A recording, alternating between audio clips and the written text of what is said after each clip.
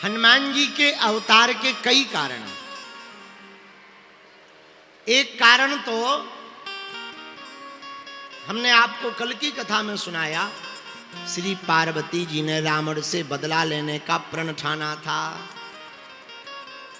दूसरा कारण स्वयं भोले बाबा का है कि नारायण अगर नर बनेंगे तो भोले बाबा ने प्रण लिया हम वानर बनेंगे। बोलो सीताराम। तीसरा कारण है 11वें रुद्र का। रावण ने 10 सिर काट कर 10 रुद्रों को तो चढ़ा दिया, पर शंकर जी के 11वें रुद्र को सिर नहीं काट कर चढ़ाया, इसलिए नाराज हो गए। अब चौथा कारण सुनो। आहा, एक बार रावण पुष्पक विमान पर बैठ करके आकाश में घूम रहा था। घूमते घूमते कैलाश पर्वत की चोटी पर रावण ने नंदी को देखा। भोले बाबा बैठे, नंदी भी बैठे। तो नंदी के मुखाकृति को देखकर रावण को बड़ी हंसी आई, क्योंकि नंदी की मुखाकृति वानरों जैसी बन रही थी। भैया रावण को खूब हंसी आई। तो नंदी जी ने पूछा क्या बात है, क्यों हंस रहे हो? रावण कहता है महाराज हमको तुम्हारा मुंह बंदरों जैसा लग रहा है। सोई नंदी को क्रोध आ गया कि तुम हमारे ऊपर रुष्ट हो रहे, तुम हमारी मजाक उड़ा रहे, हमारे मुख को वानराकृति बता रहे। रावण जाओ, हम तुम्हें श्राप देते हैं।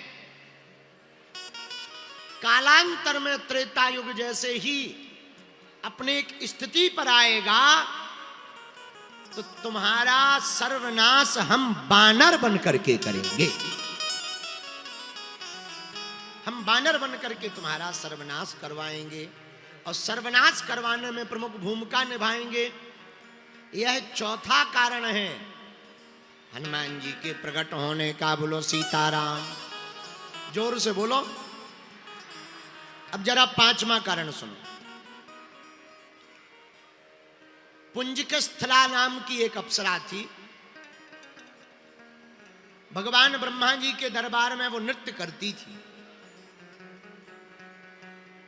लेकिन एक दिन नृत्य करते करते एक मुनि के ऊपर पैर रख गया। उछल कूद करते करते मुनि को बड़ा बुरा लगा, तो महात्मा ने श्राप दे दिया, इधर उधर बंदरों जैसी उछल कूद करती है, जा हमारा श्राप है, तू बानरी हो जा।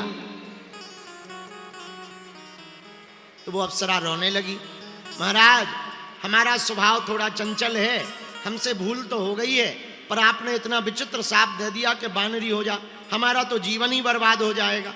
हमारे यौवन का क्या होगा, हमारे रूप का क्या होगा? हम यहाँ देवलोक में नृत्य करके लोगों का मन भंजन करते हैं। अब तो बड़ा बुरा हुआ, तो हाथ जोड़कर रोने लगी। मुनि बड़े सीधे साधे थे, उन्हें दया भी लगी।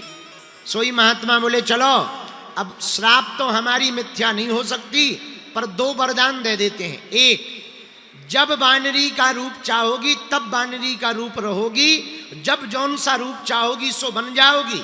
और दूसरा वरदान ले लो, तुम्हारी गर्भ से, तुम्हारी कोख से एक ऐसा पुत्र उत्पन्न होगा जो संपूर्ण वानर समाज का भी नाम रोशन करेगा और चारों युगों में उस पुत्र का नाम रोशन होगा। ये हमारा वरदान है। बोलो सीताराम। जोर से बोलो। वही पुंजिका स्थला नाम की अप्सरा अंजनी माता बनी। बोलो सीताराम। अंजनी बन करके आई और इनके घर पर श्री हनुमान जी प्रकट भय। बोलो वीर बजरंग बली की। अब जरा 6वां कारण सुनो। आहा, जिस गृद्धि की बात, गीध की बात हमने आपको कल बताई थी, चील की, जो कैकेयी के हाथ से खीर का पात्र लेकर भागी थी, वो भी श्रापित थी।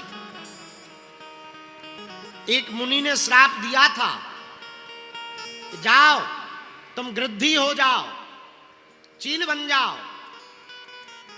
उसने कहा महाराज अब ये हमारा शरीर का तरन तारण कैसे होगा? तो महात्मा बोले त्रेता युग में जब राम जी के प्रकट होने के लिए यज्ञ की जाएगी और खीर अग्नि देवता लेकर के प्रकट होंगे, उस वक्त तुम कैकई के हाथ का खीर का भाग अगर ठीक से वेंकटेश पर्वत पर रहने वाली अंजना माता के हाथ में डाल दोगी, जिस क्षण डालोगी उसी क्षण तुम श्राप से मुक्त हो जाओगी। एक ये भी कारण है हनुमान जी के प्रकट होने का। एक और कारण सुनो। आहा, अंजनी पुत्र पवन सुत नामा। हनुमान जी महाराज अंजनी पुत्र हैं, पर इनके अंजनी के पुत्र के बाद गोस्वामी जी लिखते हैं पवन सुत नामा। पवन देवता का वर्णन आता है, इनका वर्णन क्यों आया? मोहिनी अवतार में भगवान शंकर के निकले हुए तेज को सप्त ऋषियों ने रख लिया सुरक्षित। भगवान शंकर से बाद में पूछा ये आपका तेज रखा है, इसका उपयोग क्या करना चाहिए? भगवान शंकर ने कहा कालांतर में वेंकटेश वेंकटाचल पर्वत पर केसरी की अर्धांगिनी श्री अंजना जी हमारी तपस्या करेंगी, वायु की तपस्या करेंगी, सूर्य की तपस्या करेंगी। उनके तपस्या के मध्य में पवन के द्वारा श्रवण रंध्र कानों के माध्यम से हमारे इस तेज को उनके गर्भ में स्थापित करना है। इसी तेज के प्रभाव से हम राम जी की सेवा करने के लिए अंजना नंदन हनुमान बन करके प्रकट होंगे। इसलिए तो हनुमान जी के लिए लिखा शंकर सुमन केसरी नंदन, शंकर सुमन केसरी नंदन, शंकर सुमन केसरी नंदन। गाइए शंकर सुमन केसरी नंदन, तेज प्रताप तेज प्रताप महाजगवंदन,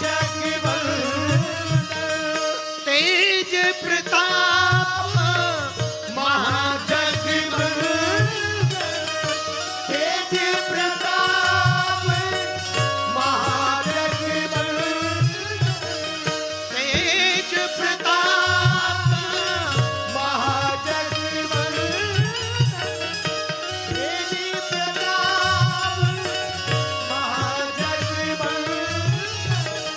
शंकर सुमन केसरी नंदन, शंकर सुमन केसरी नंदन, श्री राम जय राम जय राम, श्री राम जय राम जय जय राम। हनुमान जी शंकर जी है, शंकर जी ही हनुमान जी है। हरते भय हनुमान, शिव जी ही हनुमान जी बने। आहा, दोनों में किंचित मात्र भेद नहीं। तो किसी ने कहा वाह शंकर जी और हनुमान जी दोनों एक हैं, तो क्या दोनों लीलाएं एक साथ चली? हमने कहा बिल्कुल। बोली कैसे? हमने कहा बहुत बढ़िया उपाय है। कभी गर्मी के महीने में देखना, तो गर्मी के महीने में भयंकर तपती दोपहरी हो, जून का महीना हो, 12 बजे दिन के हो, 12 बजे दिन में 20 घड़ों में पानी भर के रख दो। आप जिस भी घड़े में झांकोगे सब में सूर्य दिखाई देगा। हाँ जी या ना जी? दिखाई देगा। 20 घड़ों में पानी भरकर छत पर गर्मी के महीने में, जून महीने में रख दो, जिसमें झांकोगे उसमें सूर्य दिखाई देगा। हाँ या ना?